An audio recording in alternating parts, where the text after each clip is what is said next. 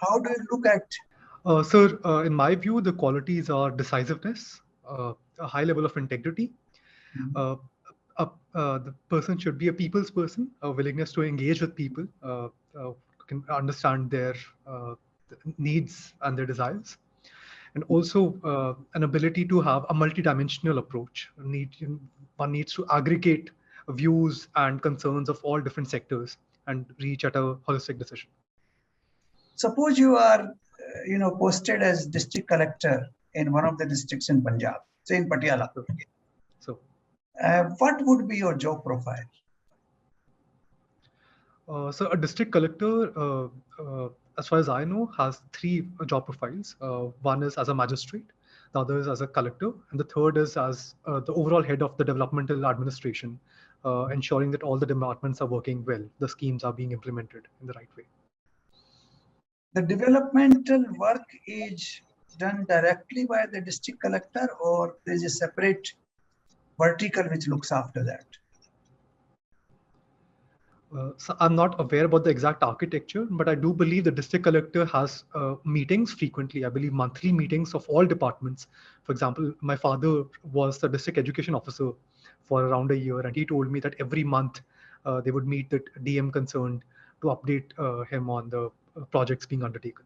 Yeah, he has some role as coordinator. Yes, sir. Each department is looked after separately, but he has a role as coordinator. So, now tell me, you come from Punjab. yes, sir. Can you describe me what is Indus Water Treaty and what is its significance for India? So the Indus Water Treaty was signed in 1960. It is about sharing of the river waters of the Indus River Basin. So the three western rivers were assigned to Pakistan, and the three eastern rivers were assigned to India for use of water. Regarding the western rivers, India has some rights, limited rights with regards to water use and some run-of-the-river projects for hydropower generation. This treaty is working well? So there have been some concerns. One regarding in the initial distribution of the treaty, a higher proportion of the waters were given to Pakistan. Also, since then, it's been almost 60 years, there has been a change in hydrological profile of the Indus River Basin. So there have been demands to renegotiate the treaty. There have also been problems created by Pakistan at the international forums regarding some projects that India has proposed on the western rivers, a project on Chenab River and on Jhelum as well. I'm forgetting the names of the projects, sir, unfortunately, right now. So there are some operational concerns, but there is a dialogue mechanism that is preventing these disputes from escalating in what is a very volatile relationship between India and Pakistan. Okay. When was Punjab divided first? So after independence? So the first division happens in 1947. 47. Then, right, the partition of Punjab. And then in 1966, we see the formation of Haryana and some parts being given to Himachal Pradesh. Okay, okay. Now, you see, you are an electrical engineer. Yes, sir. Is that right? Yes, sir. Now we are having coal shortages everywhere. Still, thermal power is one of the principal source of our electricity. So about 60% electricity comes from thermal power. Yes, sir. And there are power cuts in many states right now. So what kind of solution do you see to, tide over this problem? So in the immediate term, we will have to augment our coal supply, for which we are restructuring the railway logistics. For example, Railways has cancelled a few passenger trains to improve the track availability for coal rakes. We also need to import some coal in the immediate term. Also, the annual maintenance that is scheduled before the peak May-June season, that can be delayed if possible for a few power plants, so that we are able to meet the higher than expected load in the current few weeks. In the long term, we need to diversify our energy sources, increasing the share of renewable energy and having the integration of renewable energy into our grid system, and storage facilities as well that are being talked about, so that we can tide over any such fluctuations in international coal markets. But our political parties are vying against each other to provide free electricity to the people. So do you think this is going to create further problem in the power supply systems? Sir, I agree. There are several concerns, fiscal concerns. Also, the power demand can shoot up significantly. However, electricity contributes to economic development. It is regarded as one of the fundamental goods for the good of economy for society. Uh, in the case of Punjab specifically, the provision that Punjab government has that even if we consume 1 unit more than 300 units, we have to pay for the entire 301 units. So that may lead to some uh, reduction in energy demand for some households as well, hopefully. So considering all of these factors, yes, we do need to augment our power supply. But if these schemes are targeted well at the households that generally need them, I think they're a net positive for this country. Now you see this year the heat wave is very, very strong, particularly in the month of March and April. It has broken so many records. I was just reading in the press that they have seen in 116 years the highest average temperature in the month of April. So this environmental concern is very, very strong. Yes, sir. Do you see at the international level the various efforts which have been mounted? Are they going to yield any results, or they are just talk shops? So the IPCC in its latest assessment report said that we are almost certain to cross the 1.5 degree threshold. We will also probably cross the 2 degree threshold with the current INCC documents and the national promises that have been made regarding climate change mitigation. But there is still hope. If countries commit today to significantly reduce their climate emissions by 2030, by 2050, we can significantly reduce the excess temperature change up to 2 degrees. This is a story of ifs and buts. If we reduce, you see, this story has been going on since 1992, since the Rio Summit. And the emissions are not increasing, but they're increasing substantially every single year. So how do you expect that they will decline now? So the hope that I get is because of the recent climate neutrality targets, the emissions neutrality targets that have been self-imposed by UK, by European Union. China has a much longer time frame for that. But by 2030, I believe, there's a climate neutrality target in the European Union, if I'm not mistaken, sir. So these targets are much more substantive, are much more near term than the 90s when the talks were still about whether climate change is real or not. So if we see the same momentum being maintained, and every 5 years, if the climate goals are updated in line with the dire predictions that the IPCC is making, yes, the progress is slow, but it is consistent on an upwards trend. And I hope that the countries in time will be able to rise up and meet this challenge. So hope we can save the humanity from this scourge. We must, sir. There is no option. Okay, my last question to you is, you see, in India, there's still what you call a pervasive corruption all over. The corruption is pervading all walks of life, despite many efforts towards good governance. But we have not been able to eradicate, even diminish it substantially. So what would you suggest that we should do to diminish this menace of corruption? So I believe we need a multidimensional approach towards this issue. One is increasing digitization and a reduction of discretion and people face-to-face contact. For example, in income tax assessment, faceless assessment is being done. Such procedures need to be extended to other departments. Secondly, higher penalties, enforcement of anti-corruption laws. And thirdly, sir, the normalization of corruption needs to be challenged. There's an attitude in which public and bureaucracy both accept a certain level of corruption, which needs to be challenged, and their political leadership has a defining role to play if the initiative comes from the top.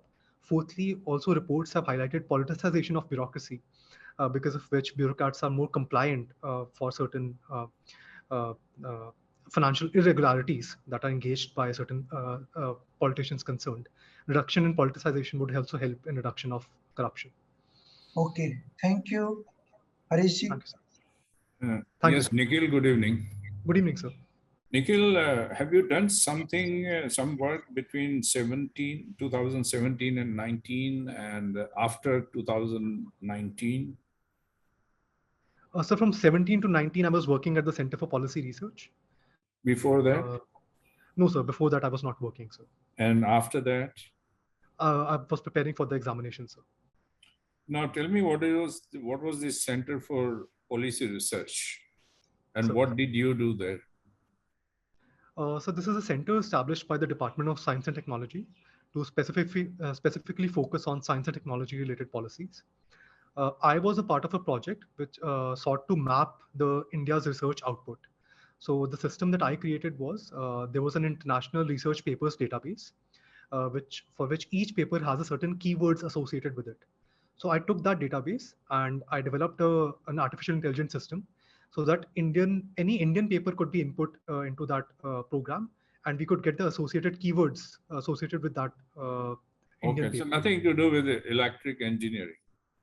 It was a policy research center, so not specifically electrical engineering. Okay, okay. So, fine. Now, since you are in Punjab, from Punjab, so, can you do the SWOT analysis for the state of Punjab? definitely so. In the Punjab's strengths include a very low poverty rate compared to the rest of India, fairly good developmental indicators. Multidimensional poverty index is low. We have good education, good health parameters. Agriculture sector is very strong. We are the most productive state in the entire country. Weaknesses include agricultural stagnation, failure to shift to manufacturing and services to the extent that we should. Also, the problem of drugs, the problem of unemployment, and Punjab being a border state, so the industry is less willing to come to Punjab. So those are the weaknesses, sir. The emerging opportunities are increasing focus on agro-processing sector, increasing focus on IT sector, specifically around Mohali, Chandigarh, Tri-City region, and also uh, in agriculture sector, we are seeing diversification towards higher value added crops. Incentives are being given for that. The emerging threats, I would say, would be the continuation of policy paralysis in a way that has characterized Punjab for the last 25 years in terms of developmental initiatives. And overall governance challenges that Punjab faces, if those continue in terms of corruption of bureaucracy and the negative impression it creates amongst investors, that will not lead to the required investments that Punjab needs to move forward. Do you think it would have been better if Haryana was not bifurcated out of Punjab? So that is a hypothetical, which is difficult to comment on. Small states do have their own benefits. Haryana was able to better focus on Gurgaon and Faridabad because of its own leadership, while Punjab remained focused on agrarian economy because the political economy of Punjab is dominated by. That would have made them complementary to each other. So it could have, but we also saw the conflict that arose because of different cultural characteristics of the two regions. So it is difficult to predict would they have complemented each other or created more conflict, leading to misgovernance. Okay, now tell me the interrelationship between inflation rate, growth rate, and interest rate. Are they connected and how? Yes, sir. The interest rates contribute to growth rate. If we have lower interest rates, they would allow for more credit to be dispersed in the economy, which will accelerate the economic cycle, a business cycle, and lead to higher growth rates. But interest rates respond to inflation rates. For example, today itself, RBI has increased the interest rates in response to increased inflation rates. Higher growth rates lead to can cause higher inflation if the growth of incomes of workers outpaces the growth of supply side of the economy. So if demand increases more than supply, that will lead to higher inflation. So they are sort of interconnected and respond to each other. But today the RBI increased the repo rate.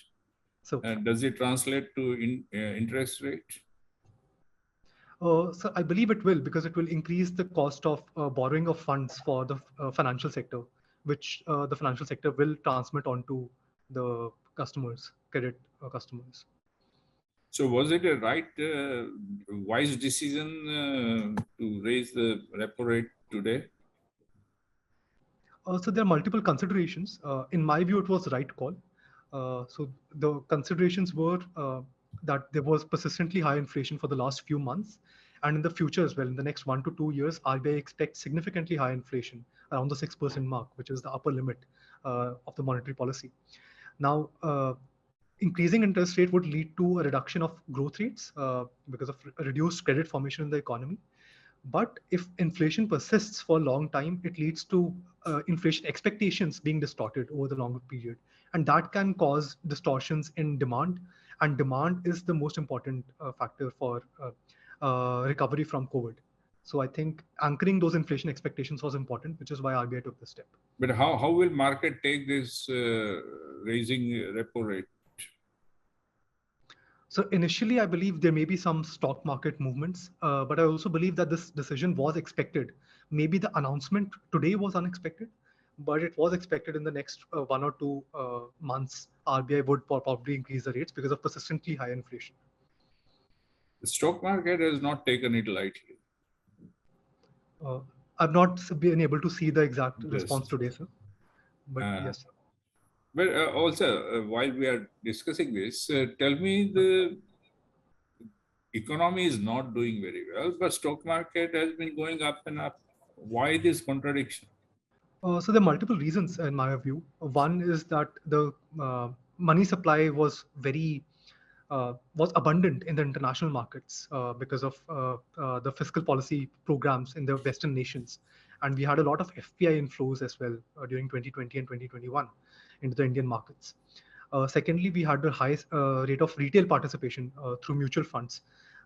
People had seemingly more time on their hands, and we also have innovations like startups which allow for direct investment into stock markets without brokers and zero brokerage fees. So that led to this. Thirdly, also we have seen that in the last 2 years there has been deleveraging of India's corporate sector balance sheets. So the financial health of companies that compose the Sensex has improved in the last 2 years. Some because of government programs like deferring of loans. So that also led to markets positive buoyant response towards the stock market companies. Yeah, but overall, if the economy is not doing that good, why people are investing in the stock market? Sir, I'm not exactly. That puts the indices up. Yes, sir. Yes, sir. So the specific companies are concerned. There were some tech sector companies which improved their balance sheets in the last 2 years. I believe that is one reason. Secondly, the shock was supposed to be temporary. Once the vaccines came in, people realized that companies would recover. So I believe those reasons could have been. Okay, my final question to you. We have organized sector, but much larger unorganized sector. Yes, sir. So how does unorganized sector gets into our GDP calculation? So I believe the MCA 21 database also accounts for unorganized sector companies. I'm not aware of the exact methodology that is used. How if they are not organized, how do you assess the quantum of it? So I believe there are some surveys that are carried out, but I'm unable to recall exactly at the moment. Okay. What about illegal transactions like drug selling, etc.? How do they come in GDP? So I do not believe the black money is accounted for in GDP, so the illegal market economy. Okay, thank you. Thank you, sir. Nikhil, okay, good evening to you. Good evening, sir. You studied in IIT Delhi. It's a great institution, one of the best in India, perhaps in the world. So the director of IIT Delhi, when you were there, he later on moved to JNU, and then he became the UGC chairman. Now, yes, sir. Dr. Jagdish Kumar, Dr. Mamilla Jagdish Kumar. Yes, sir. What is the message that you learned? Is there any message? It's not just like that. It's not a random move. There is what that it inferred to you. Sir, I was lucky enough to take a course under the honorable professor. Yeah, he's also an electrical professor. Yes, sir. Yes, sir. And extraordinary teacher, a great teacher I was told. Absolutely, sir. The commitment that he had towards each and every student and each and every concept being understood was unparalleled amongst all the other teachers. To me, it suggests that one, that IITs being an institution of excellence. So having such a person with who's amongst the best teachers there, having him at the as the head of the UGC. Uh, is a positive sign, so that India's rest of the university ecosystem can also move forward. And also an engineering background, the importance of science and technology in taking India forward. Specifically, multidisciplinary research is being emphasized, sir. A coordination between engineering and humanities disciplines for holistic development. So that this move also suggests a positive approach in that regard. Okay, right. You belong to Punjab, Nikhil. Yes, sir. There are many problems. Extremism was a problem. Perhaps it's again rising its ugly head. So, we have drug addiction. Drug addiction is also not a polemical problem. It's not an accidental problem.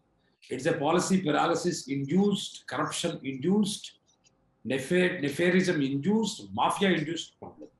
It's not a people's problem. It was a problem that trickled down on Punjab. We all know that. It all happens, the whole world there. As it happened in South America, the same thing happened. We have border issues. Right now, Chandigarh is also coming. These are the three major issues that we face in Punjab. You are posted as an IAS officer. From IIT Delhi, and also from your mathematics as optional background, what kind of steps that you will initiate in this new government that recently? So specifically, technological solutions that I would recommend would target one, pharma sector movement. So from Himachal Pradesh, we have synthetic drugs coming in. So having electronic sealing of those trucks, accounting for those trucks would be very important. Secondly, anti-drone technology on the borders, which is being used. Drones are being used for delivery of drugs. So that will be tackled. Drones, thirdly, would also be used for surveillance, specifically in the border areas, sir. The 21,000 hectares lie beyond the border fence up to the zero line. So continuous surveillance of that. There are farmers who are working there, some laborers who contribute to the supply chain from across the border. So monitoring of that through drones can be very helpful. So these are the two. So apart from this, drug demand reduction is very important, and there I would want to come at it with a humane angle, providing drug de-addiction centers. Even in those centers, sir, there are reports of abuse of the drugs. So there's diversion of drugs that are being used to treat those patients by those doctors. So they also need to be accounted for through electronic measures that can be done. Even blockchain can be used for supply chain transparency, so that there's no diversion of those drugs and those centers serve their appropriate purpose. I wish you also could have told. I want your opinion on this. There is a concept of narco-terrorism. Yes, sir. There is also a concept of the public rejecting lock, stock, and barrel. Is mafia, drug addict, drug production, drug extortion mafias. Lock, stock, and barrel. Won't you get that people of Punjab want that? Won't you, as a district collector, won't you feel empowered? Because people I absolutely agree with that, sir. There are news reports in which villagers are taking initiatives installing tekri peras. People have taken initiative. Otherwise, they would have not. People have these drug lords have lost their deposit in the elections. Absolutely, sir. Absolutely. That shows the anger of the people. Anyway, I wish you include this when such kind of things come. Okay. Thank you, sir. I will, sir. Right. Now, Maruti's chairman yesterday came out with a beautiful concept that, yes, you are asking me to produce electrical vehicles, but when I am dependent on thermal energy, in what way the carbon footprint is coming down? And there is right now the blast of batteries. People are, this Ola scooters, we have seen so many deaths. As an electrical engineer, supposing you become industry secretary or you work under Sri Nitin Gadkari, what will be your advice to him? Sir, regarding dependence on thermal energy, we are working on reducing our dependence, installing renewable energy plants. That will take time, but the pace has significantly fastened in the last few years and will fasten further. Regarding safety of batteries, sir, that is the flip side of increased acceleration of innovation in the electric vehicle space. We have seen in other industries as well. For example, in nuclear power plants, initially there were many accidents. Similarly, when the smartphones came in, there were fires in smartphones as well, because safety protocols were not streamlined. So the Honorable Minister, Transport Minister, has said that there will be better regulations in place for these batteries, and I would contribute to designing those policies. Sure. For example, the battery management systems within the cells that detect temperature variations, etc. I would work on those So policies. you're so that still such in actions- touch with electrical engineering, I suppose. Sir, not the technical details as minutely as I was in college, but I do like to keep track of these advances. Don't forget The policy. IIT. Don't forget EE, Electrical and Electronics. Anyway, Sir. I would like to, because you opted second option as Indian Foreign Service, right? Yes, sir. Right. Now, while I respect your independent opinion of that, I would like to know from you whether you have heard of a person called Dr. A.P. Venkateshwaran, and why, if so, what was the episode? I'm sorry, sir. I'm not able to recall. Have you heard that the then Prime Minister misbehaved with a foreign secretary and threw something on him? Yes, sir. This was Mr. Yeah. Rajiv Gandhi in 1980s, in the mid 1980s. There was a dispute on a policy issue. I believe the foreign secretary gave a statement that was not acceptable to the Honorable Prime Minister, but I forget what the issue is. Honorable Foreign Secretary was somehow, and that Honorable Foreign Secretary was Dr. A.P. Venkateshwaran. Sir. Anyway, now since Defense Ministry also plays a major role in foreign policies, So, we have an institution near to your IT Delhi in Shankar Bagh. It's called IDSA. Have you heard of this IDSA? yes, sir. Institution for Defense Studies and Analysis. Yes. One of the best directors of IDSA is related to India's foreign minister. Who was he and what was the relation? Sir, I believe he was the first director, Dr. K. Subramaniam, who was the father of the present Honorable Foreign Minister. Correct. So, You're right. And Dr. K. Subramaniam, what was he? sir, he was an IAS officer of Maharashtra cadre, and he is regarded as the father of India's nuclear policy. And also he was Defense Secretary. Sir, yes, sir. One of the most outstanding, all-time respected 3 IAS officers, apart from LK Jha and BK Nair. Wow. That's amazing, sir. Yes. That's good. Thank you, sir. And another thing is, I would like to ask you to to concentrate on 5 names I'm telling you right now. And Sir. tell me what it infers you. Just simple, one word. Sir. Keshwananda, Puttuswamy, Vishakha, Mehta, Menaka Gandhi. Sir, for each of these judgments, sir? No. These 5 names Yes, sir. infer something, confer something. What is that? So the doctrine of judicial review and through that enforcement of fundamental rights, the evolution of fundamental rights. So all of these judgments relate in some way to fundamental rights. And the dominance of the fundamental rights and the right to privacy, so right to have a free polluted life, in other words, fundamental rights. Right, sir. Judicial review and certain Yes, sir. thing, basic structure of the constitution. Yes, sir. Yes, sir. Right? Yes. Okay. Yes, sir. My last question to you, last but not one. Hitler and Osama bin Laden, after 100 years from now, what do you think history will condemn more, Hitler or Osama bin Laden? So in my view, Hitler would be the more condemned person than Osama bin Laden. Osama bin Laden's impact was compounded by America's policy errors post 2001. So some amount of blame has to be shared by the US for how it responded to the war on terror. Especially If I say Nazi party versus ISIS, then? So Nazi party was an institutionalized. No. If I say, all right, and let me remove the personalities. I'll come to Okay. Nazi and ISIS. So Nazi party today continues to have a higher symbolic value than ISIS. ISIS is a fun organization that's part of. I am asking after 100 years from today, So the historians or the UPSC interviewed them. So after 100 years from now, maybe your great grandson. Yes, sir. If he is asked, what would be his reply? Who are the more dangerous person? Nazi party or ISIS? Sir, I would be reluctant to judge between the two. We see a resurgence of neo-Nazis as well in certain sections. We also see radical Islamism being a problem, and both of them derive their inspiration from these two organizations. Now, how do nations respond in the next 100 years to these problems? The history will take its own course. Yes, as sir. we say, Yes, law sir. will take its own course. Yes. Exactly, sir. Okay. Yes, sir.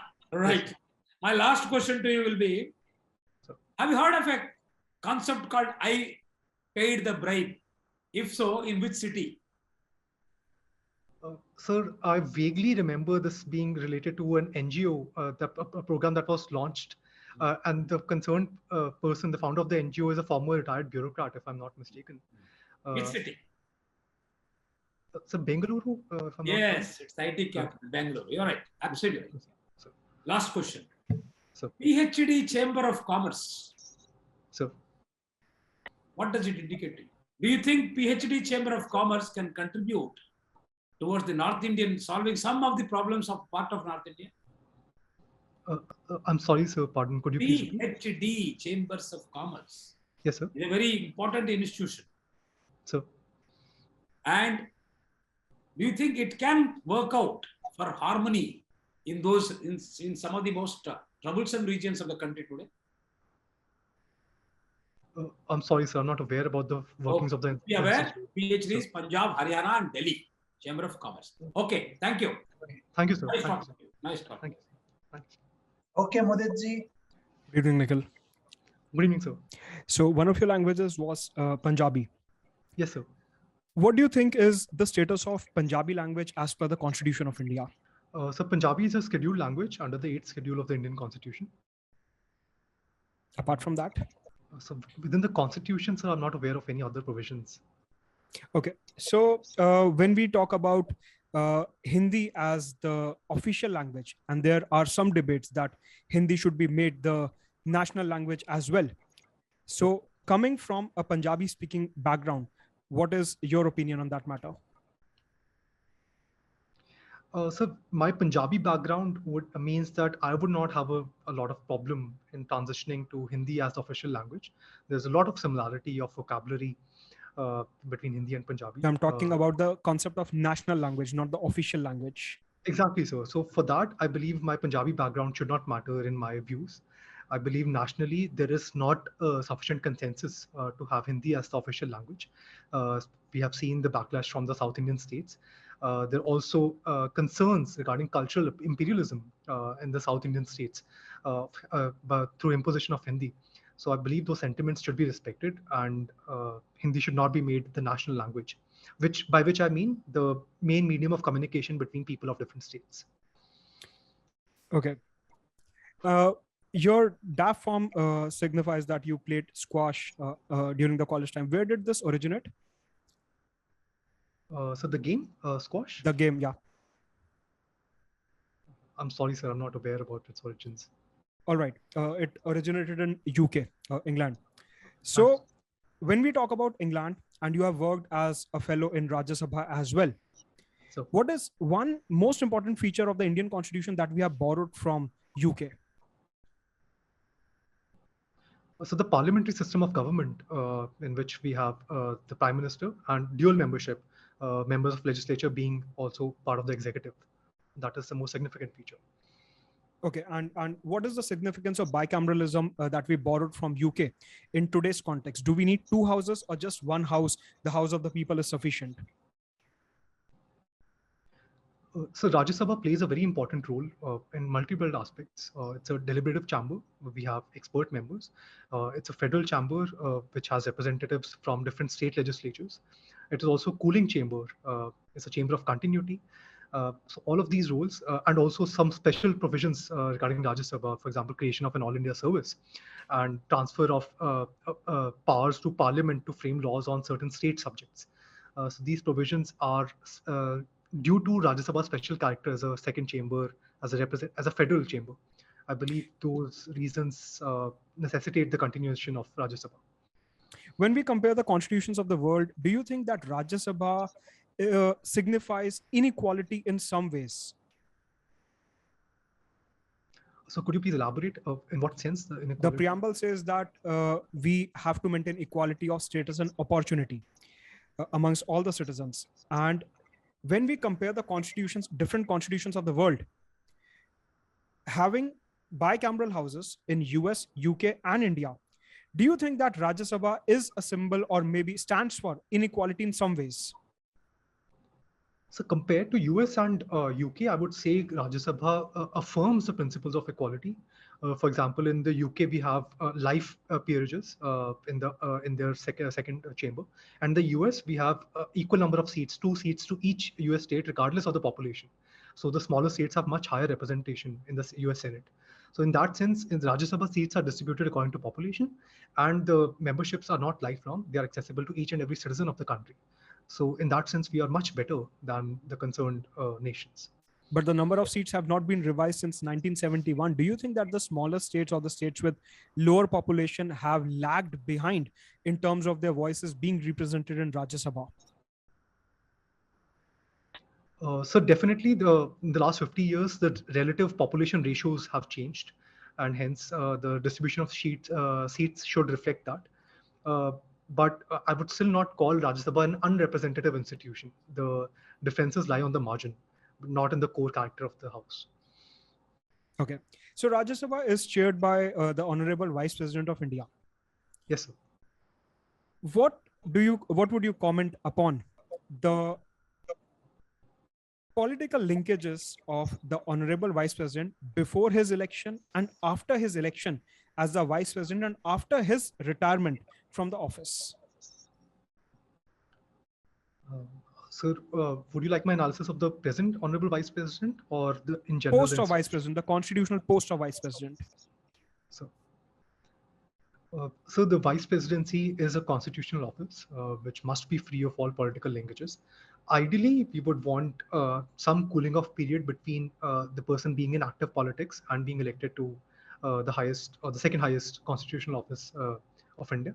But that is practically found to be infeasible in the last 70 years of our experience. But the conduct of the members of the Honorable Vice Presidents in the past has shown an independent streak in which they've sought to conduct the affairs of the House with dignity and non-partisanship. In the monsoon session last year and in the winter session last year, there was this entire hue and cry with regards to suspension of member of parliament of the opposition parties, and there were several allegations against the Honorable Vice President. So what would you comment on that context? So I agree there were allegations of bias, but in my view, the situation had become so chaotic and the decorum of the Rajya Sabha had been diminished to such an extent, despite the Honorable Vice President's pleadings since the last 2 to 3 years regarding Parliament being the temple of democracy. He has tried to encourage members of Parliament to make the most of the deliberative platform, the highest debate platform that the India has to offer. Despite that, the honorable members of Rajya Sabha engaged in some activities that are unworthy of the House, and I believe those actions were justified. So with your experience as a Rajya Sabha fellow, what are the 3 changes that you would recommend in Rajya Sabha? 3 reforms in Rajya Sabha?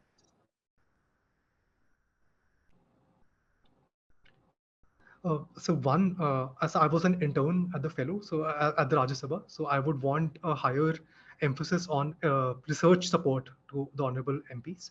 I believe that there's no institutionalized system that exists compared to the US, where the US Congress hires interns on a rolling basis, and there's a proper fellowship program.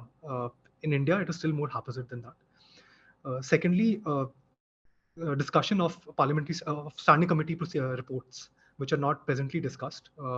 Many of those reports are not discussed. And thirdly, a greater coordination between the opposition and treasury benches regarding deciding the agenda of the House. So if, for example, the opposition could get 1 day every 2 weeks in deciding the agenda of the House, that would be a positive step in encouraging the opposition to make the most of its time on the floor of the House. Right. Coming to Lok Sabha, it's been more than 3 years that the current Lok Sabha was elected. And there is this constitutional office of Deputy Speaker of Lok Sabha that is still vacant. What would you comment upon that? So in my view, it's a very important office, the office of the Deputy Speaker. I believe it should be filled at the earliest. It appears that the parliamentary convention regarding the Deputy Speaker being from the opposition benches has caused a certain reluctance on part of the majority in Lok Sabha to appoint the Deputy Speaker. If that is the case, I would encourage that hesitancy to be removed and the elections to be conducted. Right. You talked about the deleveraging of balance sheets of the Nifty 50 companies. So, however, recently in the Nifty Next 50 index, 3 loss-making companies were incorporated. Zomato, Paytm, and Nykaa. They have now been included in the Nifty Next 50 index. So, yes, sir, you're saying something? Yes, so if you can conclude your last question. Right. So this would be my last question, that with regards to the Nifty Next 50 companies, they are not profitable with having, undefined PE ratios. And yet, the share market is going up. So how would you define or, conclude that disconnect? Sir, I agree with that. These are all startups which are 5 to 10 years old, which have high revenues, but are still, all of them are operationally loss-making companies. However, the valuations for startups are decided differently from legacy companies because of the high growth rates and very new business models whose potential is more speculative than concrete. We do not have precedents on how to value these companies. The investors are taking their bets. The VC companies did so. Now the stock market investors are doing so. I would encourage some level of caution, considering the example of Paytm that saw a reduction in its stock prices. I would advise caution to retail investors specifically to not buy into the hype of these startups coming into the stock market. Right. Thank you. Thank you, sir. Thank you. Thank you, So sir. the Nikhil can be taken to the waiting room. So, yes. Nikhil, welcome back. Thank you, sir. We are audible to you? Yes, sir. So the board has, deliberated on your interview. Sir. And we found you an excellent candidate. Thank you, sir. You have critical thinking and you have been able to communicate very well. Thank you, sir. Answers are precise and to the point. Thank you, sir. Now, in order to further improve, we would like to give you a few suggestions. Yes, sir. One is that, your knowledge on economic side needs some improvement. Like PhD chamber, you could not understand what it was. And also on some other economic issues. So I would suggest that you should read chapter 2 and 4 of the Economic Survey of India presented in the Parliament before the budget. And you can also look at the budget summary for the economic part. And if you have time, 1 or 2 issues of the Economic and Political Weekly. Okay, sir. That is what I will suggest for that. Now on electrical engineer, there could be some questions. You should be prepared for that. So you just need to refresh your, earlier knowledge on that. Sir. Now, 2 things on Punjab, that is drugs and soil degradation and water scarcity. Sir. These issues will come up somewhere. You should be ready for that. Drugs and, soil degradation and water table which is going down. Rivers are, somewhat drying up. So, agricultural laws, we did not ask you, but that question can also come up. On mathematics, you should be ready to know the contribution of Indian mathematicians, the ancients, Aryabhatta or Brahmagupta or Bhaskaracharya, and the modern mathematicians, you should know, as well as the mathematicians from other part of the world, because mathematics is one of your, optionals here. yes. So you should know that well. Then migration issue in Punjab is also important because every family has a member outside. So that impacts, and how it impacts on what we call the separatist tendencies sometimes. So all those issues, I think you should have a look at. Otherwise, everything is perfect. Now, will you go as clean shaven or will you like to have your beard? Of course, it's up to you. I'm conflicted, sir. If you could guide me on this, I was trying it out. You know, the opinion is that it's better to go clean shaven. Why to invite unnecessary question on this? Okay, sir. It's not anything offensive, but it may invite unnecessary attention and question. So it is very much in what you call fashion these days. But the opinion of the board is to go clean shaven. I will. So you can decide on that. I will. And of course, you can. Some people wear suit. Some people wear, you know, shirt and trousers. I've given the suit for Silai sir. Silai ke liye diya hua hai, Yeah. wo aa jayega. Yes. But otherwise, your personality is fantastic. Your delivery is superb. Your answers are very clear and to the point. I call them measured answers. And don't take a guess. If you don't know, clearly say no, because your knowledge base is very high. You should, since you come from Punjab, I think a little bit more about the border related issues, problems with Pakistan. You know, that issue should also be, and the drones issue, which has come up from time and again, how the drones have been used, and you know, inciting terrorist activities in the border areas. So that issue you should have a look at. I think apart from that, if you have any question, please let us know. When is your interview? So 23rd of May. 23rd, almost the last, but one day. Last week, sir. Yes, sir. Yeah, 25th is the last day, so 24th, 23rd. Yes, sir. Around 27th is the last day, yes, sir. Last 27th, week. okay. 27th, 28th, yes, sir. Yeah. And if you decide to keep the beard, you should trim it properly. Yes, sir. I was actually confused. I was trying to grow it out. I was thinking, but I will clean shave it, sir. My suggestion is you clean shave, you also have a good haircut. Because if you keep beard, you will be unnecessarily entering into controversy of Virat Kohli and what beard, what is the length, so many things. Understood. So that unnecessarily, it will be a weak area. If you are hairstylist Javed Habib types, that's a different issue. Why? Understood. You are Mabidala Jagdish Kumar, not Javed Habib, right? Yes. You go that way. You go that way. Sir. Right. So why to invite controversy unnecessary when it is not needed? Understood, sir. Because you are already very profound on knowledge base, so I think you should give attention to that. And somehow, there's one word which you used is that you will be able to exercise authority as you know, collector or in civil services. I think avoid that word.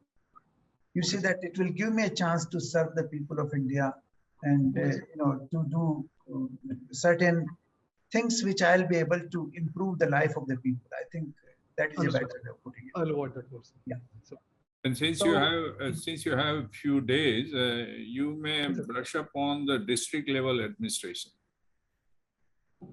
You know, the structure and the function at district level, how it happens. I think that will be I'm sure you must be up to date on this, but it would not hurt. And few of the government schemes, how they are working, what would you recommend as a mid-course correction for some of the schemes, etc.? Understood, sir. I will There are three verticals on district. One is the revenue side, that is the collectors. Then there is a judicial and law and order, that is partly, you know, collector, then SP. And then there's a developmental stream, which is mainly Jila Parishad, but also coordinated by the district collector. Right. So I think you should have a look at that. Know also about the IFS hierarchy, beginning, and also IPS hierarchy. First three. Second point is, as our Mudit ji has rightly, you know, called you on so many questions on issues. You see, your DAF, your electrical engineering, your mathematics are all expected. Sir. Supposing you answer so well, in order to know where your weaknesses are and how do you danger, you may be taken to this. You don't expect that it's unfair. I'm a mathematics option. Why are you taking to PSIR? They can ask anything. Right. They can ask on, so what all the questions that he mentioned about Prime Minister's visit, please prepare. All the very best to you. I appreciate your dedication. I appreciate the opportunity cost that you took. Being an IIT delegate, maybe had you gone abroad, you must have been earning 2 crores per year today. You didn't. I salute you for this. Welcome to the All India Services, South Punjab. Thank you so much, sir. Thank you, sir. That means a lot. So, Nikhil, all the best. Thank Good you, sir. wishes are with you. Thank you so much, sir. Thank you. Thank you. Thank you.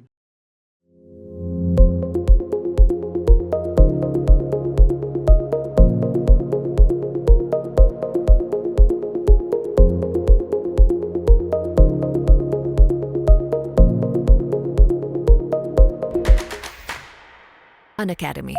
Let's crack it.